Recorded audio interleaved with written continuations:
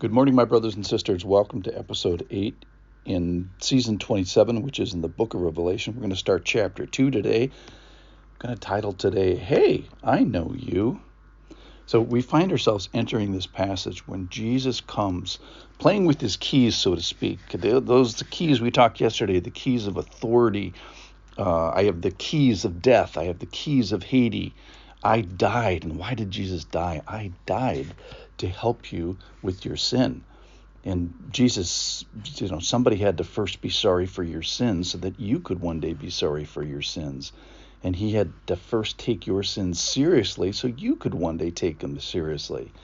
And the only reason Jesus died was to help you live. And then today we're going to get the assessment of that life. And Jesus is not currently dead. He is now currently alive. He says, I'm alive forever. Why? To help, to be aware. So we find Jesus in this passage aware and awake and interacting and still powerful. And we find him right in the middle of the churches. And then we're going to find him now. He's going to, go to each of the 7 churches and lay them out realistically on how they are. So we find ourselves not trapped in patterns and practices and the penalties of sins. That's how we come into this. But Jesus does have a few things to say. So here it is. This is chapter 2, verse 1 in the book of Revelation. So, to the angel of the church in Ephesus, write, the words of him who holds the 7 stars in his right hand, who walks among the 7 golden lampstands. I know your works, your toil, and your patient endurance, and how you cannot bear with those who are evil, but have tested those who call themselves apostles and are not, and found them to be false. I know you are enduring patiently and bearing up for my name's sake, and you have not grown weary. So that's verses 1 through 3. And then the killer is verse 4. I'm only going to say half of it. But I have this against you. But let's talk about how Jesus knows this group of people. So Jesus is here. He's close. He's powerful. He's walking amidst these people. He's walking right in the middle of them. So I know you. I see the good stuff. I am omniscient. And he's going to say in verse 4, don't forget about my omnipresence. Don't forget about the relationship with me. But I see your positive works. I see your toil. I see your patient endurance. He says that twice, enduring patiently. So it recalls the verse from 1 Corinthians 13, love is patient. That Greek word refers more to being patient when provoked, patient when somebody's got their finger in your eye. This word talks about toiling patiently under difficult endurance. This is more like patience when prolonged. So he's aware, the Lord is aware of deeds.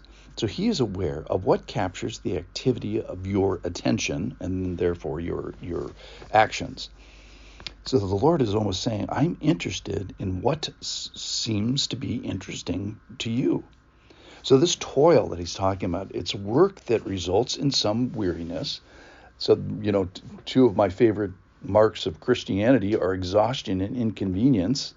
And the Lord sees this. He's present. He's seen. He's approving.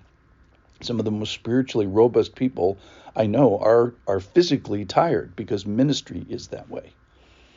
One of the things that he says about this church in Ephesus is he endorses intolerance. So I know our society is all about tolerance. But here he's saying, I want you to assess these people, and then he praises them for not being able to bear with evil. So these people that call themselves apostles, so, just because you call yourself an apostle doesn't mean you saw Jesus and bear his message. So they're like the Bereans, and they're testing what these so-called apostles, I hate even to use the word, what they're saying, and they're saying, assessing them as not true. So they're saying one thing maybe and doing another. They're saying falsehoods. They're liars. They're saying one thing and doing another. This is talked about significantly in 1 John, which we just finished. And those people were called deceivers, and elsewhere in the New Testament, false teachers. So search the scriptures, have spiritual truth, test spiritual truth. All right, so he says, I know that you are. What would God say, or could be saying, is if he just came up to you and said, hey, I know you. I know you're fearful or angry or gluttonous or selfish or out of fellowship, whatever it is. It probably would be a little bit of a mixed bag, like it is here with this church in Ephesus. And he's going to assess and say, do you have the character and activities that commend you to God at your testing, or like Ephesians here, some positive and some negatives. So the Ephesians here are testing spirits. They're testing apostles. The Lord loves this. I always say that dating is a period of deception. What if you could start your date and know everything about that other person, and they would know everything about you? I mean, it would change everything. So what if God knew everything? Oh, wait, he does know everything. So what if he came to your church? What if he came to your wallet? What if he came to your calendar? You say you're loved, but let's walk through, your day of love. So in verse 3, he says, I know that you are enduring patiently and bearing up for my name's sake. You're not growing weary, maybe physically weary, but you're not growing spiritually weary. So these people are doing so many things right. So they have good actions, good efforts, and good habits. But all this wonderful stuff is going to lead to tomorrow into a blind spot, and that is love for me. So today, let's leave ourselves with this question. If you were fully known by God, what might he see?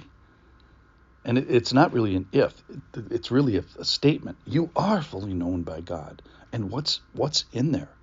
So Jesus, he says to the church at Ephesus and says to each and one of us, I know you are. I know your actions. I know your thoughts. And then tomorrow he's going to say, I know your heart. So he's omniscient, and he's going to condemn them for not appreciating his omnipresence and the personal relationship that he has. So in the meantime, let's think about if God would say to us, I know you are, ... Thanks for listening.